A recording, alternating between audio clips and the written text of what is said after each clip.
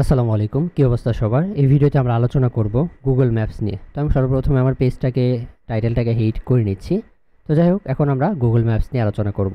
তো আমরা Google maps বসানোর জন্য আমাদের বেসিক সেকশন থেকে গুগল ম্যাপসটাকে জাস্ট ড্র্যাগ অ্যান্ড ড্রপ করব, এবং ড্র্যাগ অ্যান্ড ড্রপ করে আমরা কিন্তু গুগল ম্যাপস নিয়ে কাজ করতে পারি। প্রথমত এখানে আপনার লোকেশনটা দিয়ে দিবেন, আপনার যে লোকেশনটা। যদি আমি এখানে আমার লোকেশনটা দিই বগুড়া, বাংলাদেশ, তাহলে এখানে দেখবেন আমার যে লোকেশনটা বগুড়া সেটা কিন্তু দেখাচ্ছে। সো এভাবে এই লোকেশনের জায়গায় আপনি আপনার লোকেশনটা দিয়ে দিতে পারেন। এরপরে সেমভাবে ডাইনামিক ট্যাক্স থেকে আপনি এখানে ডাইনামিক এগুলো করতে পারেন, এবং জুম ইন জুম আউট মানে আপনার এই ম্যাপসটা কতটুকু জুম ইন জুম আউট হবে সেটা আমরা এখান থেকে করতে পারি। দেখেন বড় দেখালো, এবং এখান থেকে আমরা এটার হাইট ওয়াইট এই জিনিসগুলো নিয়ে কিন্তু কাজ করতে পারি। দেখেন হাইট ওয়াইট যত বাড়াবো তত আমরা এটার কাজগুলো কিন্তু তত বাড়বে, তত ডিটেলসে বাড়বে, তাই না? তো আমরা এইভাবে এই জিনিসটা কিন্তু কাজ করতে পারি।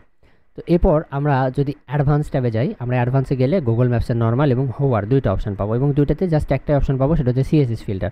আমরা চাইলে সিএসএস ফিল্টার কি আমরা সেটা জানি, আপনি চাইলে এখানে নর্মাল হোভারে প্রয়োগ করতে পারেন। যেমন আমি নর্মালে সিএসএসটাকে ব্লার করব, কারণ আমার যখন হোভারে ক্লিক করবে, ধরেন কেউ এখানে যখন হোভারে ক্লিক করবে তখন যেন আমার এখানে দেখতে পারে তারা জিনিসটাকে। ধরেন আমি এখান থেকে গেলাম, হোভারে গেল, এবং আমার এই জিনিসটাকে তারা দেখতে পাবে। দেখেন এখন ব্লার দেখাচ্ছে, যখন ক্লিক করতেছি তখন জিনিসটা দেখাচ্ছে। সো এইভাবে আপনি আর কি ডিজাইনটা করতে পারেন, বাট আমি নর্মালের ক্ষেত্রে হোভারটা রাখি না, আমি এই জিনিসটাকে করে দিই।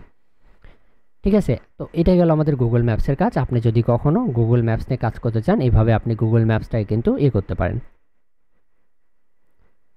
আমরা চাইলে এই গুগল ম্যাপসে আরও কিছু কাজ করতে পারি, যেমন অ্যাডভান্স ট্যাবে গিয়ে আমরা ওয়াইড হাইট এই জিনিসগুলোকে এখান থেকে কাস্টমলি বাড়াতে পারি, ছোটো করতে পারি। ঠিক আছে, আপনি আপনার ইচ্ছা মতো গুগল ম্যাপসটাই করতে পারেন।